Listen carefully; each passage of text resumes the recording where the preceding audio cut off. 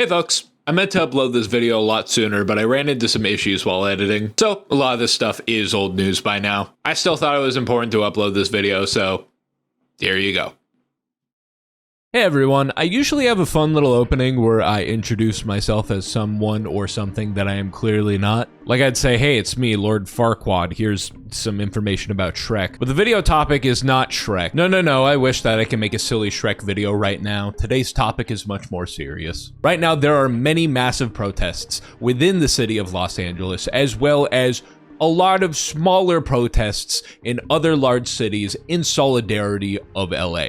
Why is Los Angeles the focal point? Well, there are a lot of Hispanic, Latino, and undocumented immigrants who live in Los Angeles. They are part of the lifeline culture and community of this city. And all of these people, yes, including US citizens and documented residents, are being targeted by federal authorities. I'll put it in other terms. Violent military gangs are quite literally snatching people off the street, their homes, and their workplaces. On June 6th, a Friday morning, several ICE raids were coordinated throughout the city of LA.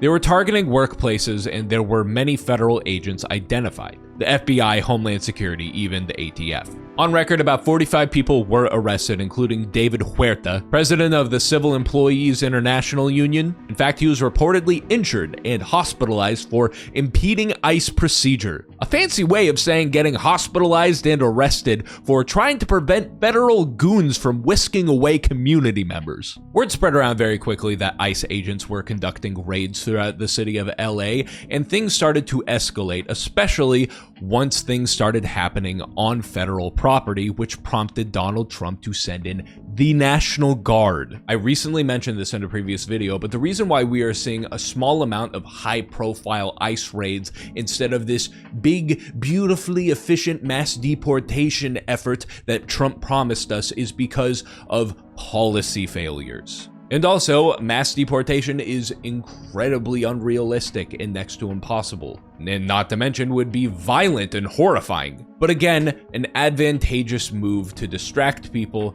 from the Trump administration's massive failures. Take the big beautiful bill. What's the best way to distract working class MAGA and also the on-the-fence Trump voters who got him into office in 2024? You know, in the face of a bill that will allow top tax brackets to run away with hundreds of thousands of dollars extra in taxes, all while cutting Medicaid and food stamps. Well, the way that this administration is going about it is manufactured chaos, targeting their scapegoat number one, illegal immigrants. Doing exactly what you think they would be doing in the light of this, calling these protests violent and horrifying. And going hard on the illegal immigrant rhetoric, saying that they are holding everyone hostage. Also calling these protesters insurrectionists, which I can barely fathom the level of moral bankruptcy for these people, of all people, to be using that term. And listen, I'm not from LA, I've never lived in LA, but I know people who are from LA and who have lived in LA.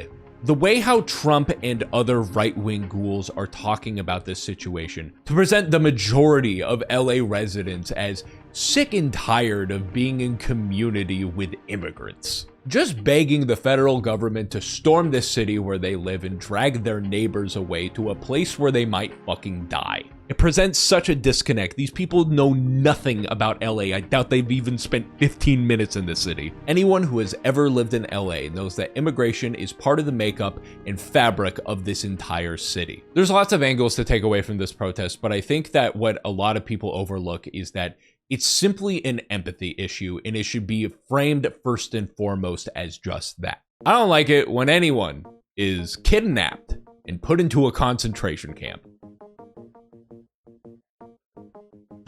Yes, absolutely. Let's talk about labor. Let's talk about union. Let's do some class analysis. But before we do that, please recognize the baseline. The reason why you should support these protests is because you are a human being with the ability to empathize with other human beings. I shouldn't have to say that these protests in large are peaceful, and that anyone who says that they are violent and that LA in its entirety is currently a war zone is a fucking dumbass. But hey, I just did say it, so there you go. And of course, the LAPD are being the LAPD, an evil and violent organization just like any other police precinct. I didn't even need to say that.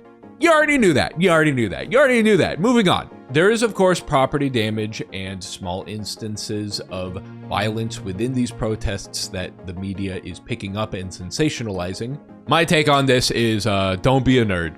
Seriously, don't be a nerd. Man, I don't support these protests unless everybody's really nice to the police and follows their orders, because that's how all civil rights progress is ever made. Trust me, bro. Like, listen, I think that property damage is generally not a good thing. Like, for small business owners and even for optics, really. I want everybody in these protests to be safe. In general, I want the folks who are conducting radical action to be a hell of a lot more organized than a lot of them currently are. You know, otherwise people who are not prepared for radical action are just going to be caught up in the chaos and put in situations where they might be harmed. But here's the thing, impromptu radical action, chaos, danger, property damage, they are all characteristics in protests of this size and caliber. All of these things are an inevitability when a population is fighting against a fascist police state for their human rights. You can't expect nonviolence across the board when police respond to nonviolence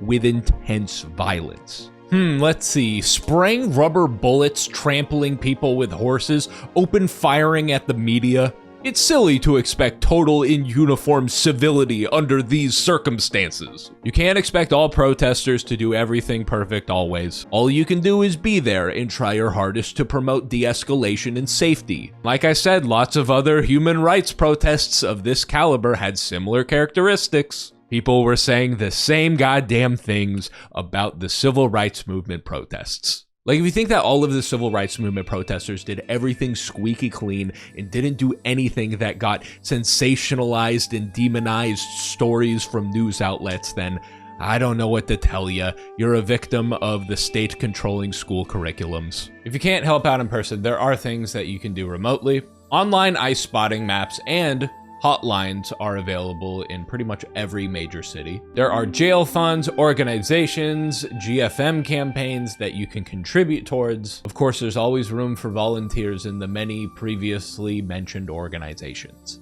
And if you are attending these protests in person, not only in LA, but any other major US city, I encourage you to know your rights and to do lots and lots of research. I will not pretend like I know more than your local justice and human rights activist organizations. Go ahead and find them with some clever searching on the internet and you will find all the information that you need to safely protest. Above all else, please focus on de-escalation and making sure that you and everyone else around you is safe. Just whatever you do, don't go unprepared. That's about it for me today. Stay safe, protect yourselves and your community. I will see you next time.